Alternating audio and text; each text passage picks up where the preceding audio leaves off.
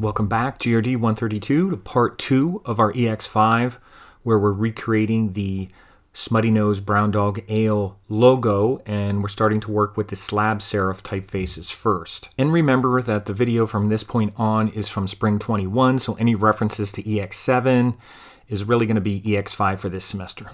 We're going to look at kind of the L. I guess we could just type old bro. It will be enough. I don't know if we need the D. I don't know if we need the G because we can't see the end of the G. But we do have a C. So I think there was a C somewhere. So let's do old Brock with a C. Because whatever the C is, the G will be like that. So we're going to look at old Brock. So I'm going to scroll up here, hit back because I'm still in my styles, and we have to leave it in serif, even though we're going to be looking at slab serifs, but they don't really break up the serifs into slab serif. But I'm going to do this one as old Brock. And rubato slab right off the bat isn't bad, although the C, you can tell, isn't exactly the way we'd want it to be. So that could be an example. Let's just look in here real quick. And the L's a little short, the C doesn't have the thing on the top, so we'll keep going here. There's probably a lot of slab serifs. But I can mark down rubato slab. I'll put RS, rubato slab. That's an old standby if we have to, but we'll keep looking here. And we should be able to scroll down fairly quick to find slabs. This is bitter. Nothing about that I think I want to use. Arvo's not bad. This isn't bad. Zilla slab isn't bad. I was going to look at styles, but it doesn't have the C coming up. So let's keep looking for something that might have the C coming up. This has it, but that doesn't look very much like a slab. Bree serif is kind of okay. This L looks a little better on Rocket. That has the thing coming up. It's variable. Let's check out Rocket. That's not bad. Actually, that's not bad at all. Other than the R doesn't look quite right, but we could fix the R. I'm going to say Rocket. It's with 2 Ks and 2 Ts. So I'll say Rocket. I guess it's better than rubato slab because the C definitely looks like that. It's just we have a problem with the R, and we know how to fix that because we've already been messing around with anchor points if we had to connect that. So we'll check that out. So Rocket's on our list. We'll keep going here. Ooh, look at that one, except that's very curly. Some of it's like that's not too bad. It only has one style though, so I don't think, and it looks a little too round in places. That's not bad. Actually, Sanchez, the R seems to fit in there. That thing, now hopefully they have something bolder, and they don't. They only have italic, so it's not quite bold enough. So Sanchez might have been a potential suitor. And as I go down here, I'm not seeing a whole lot. Elio, there's 6 styles here.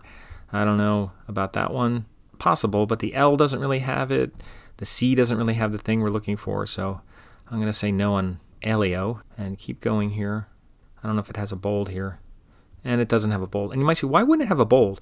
Some of these are used more for body copy, even though it's it is a slabby serif. You'll see them on the web for headlines and things like that.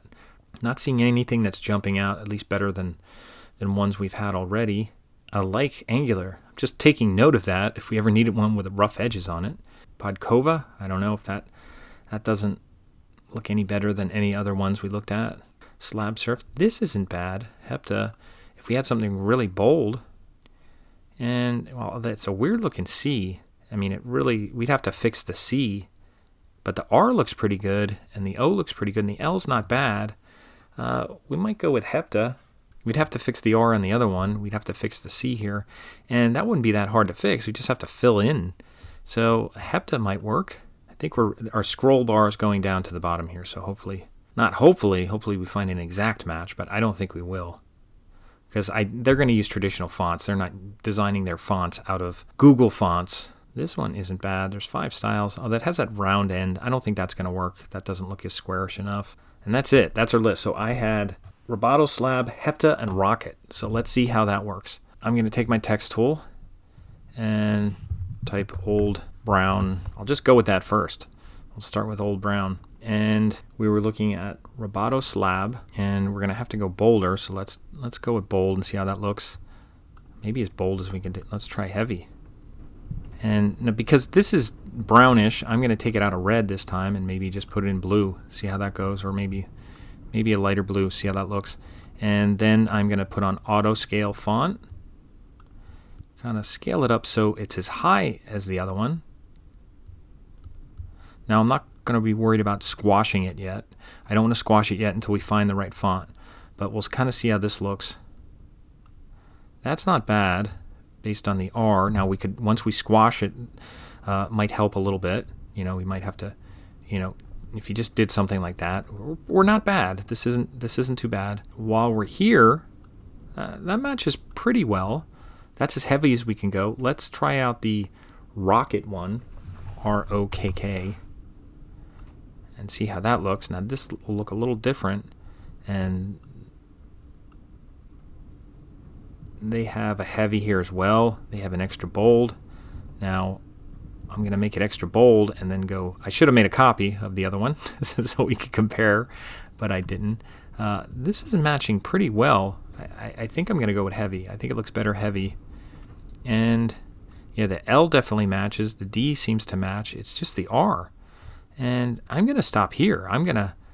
I just have to fix the R. The nice thing is you can just like draw a rectangle and fill that in. You don't even have to do much. So I think this looks pretty good. I'm just going to put this on top and get it a little taller so that's the right size. And you could even do this. You could just stretch it down, you know, because we're using that auto scale. You could stretch it in both directions and then bring it in a little. Well, that's pretty good. As far as what we're doing here, that's working pretty good. Now, you can see the R is not perfect, but we only have to fill that in. So that's what I'm going to go with. I'm going to go with Rocket. And then I'm going to keep working on the dog part. And maybe I'll make this color lighter. Maybe I'll make it green. I'll go back to my colors and just go with like a green color like that. That looks pretty good. Now I'm sticking with Rocket. I got to fix the R. And maybe the C. I'm not sure about the C. Let's see how dog looks. And I'll highlight it all and just type dog. And now that I did that, I have to go auto, and just grab on the corner and make dog as big as I can. Now this one's going to be wider, so we might have to start widening it already, because I think I have it at the right size, even wider. Wow, that's pretty good. That's not too bad. And since we can't see the end of the G, it doesn't matter, but at least this G is kind of similar to that. So that works out pretty well. Tweak that a little bit more. That's pretty good. Now it's not perfect, but I don't know if there's a bolder. I think we have the heaviest one we have, so that's not too bad. We could break these apart and kind of squash them a little and move the letters over. We could do that, but I'm going to leave it the way it is. And I'm going to copy this again, since we have more letters here and it's smaller, and I'll highlight it all and type American. Now this is going to be real big, so I'm going to scale it down before I keep typing anymore. Double click in here. I'm getting messed up with my dog. I have to move dog out of the way. I'll bring this down. And remember, you could use your layer palette if you ever have that issue. But I have American, and if it's not showing up, we're just going to have to put on auto. Make sure you click off so you see the box selected. Then do auto, and that's okay. And that doesn't look too bad. We're just still going to have to fix the R. And I'll have to zoom in here. And I'm going to go to my layer palette. I didn't want to do this, but I'm going to go to View and Show Layers. And whatever this one is, I'll double click on it so I know that that's dog, because that's a problem. And then I'll hit enter and then I'll lock it. That way I won't keep clicking on dog. And even if you want to go here and just call it, you know, this is American Brown Ale. Now you could hide this because you shouldn't have an issue with that anymore because we have dog locked. So I'll just go to View and hide that. And I'll zoom in even more here so I can see how big it is. And we can try the just squashing thing. I'll nudge it up so the tops are there and then just squash it and stretch it out. I'm using the middle handles here, 25. And then I'm going to squash it in this direction. And that's not too bad. Now, obviously, there's some issues about how the letters are, but that's not too bad. That looks pretty good. And what you could do in here, now, instead of converting all these things to anchor points and doing all that, you could just go in here and take a rectangle and just draw a rectangle right over top of that. And for the color, just take your eyedropper and match the color. Now that kind of fills in that part there. And if you need to zoom in more and fix it, you can group it with it, but that looks pretty good. And then same thing down here. Now this is even smaller. And you could put that there, and that looks pretty good. Doesn't have to be perfect. And now we have Brewing Co.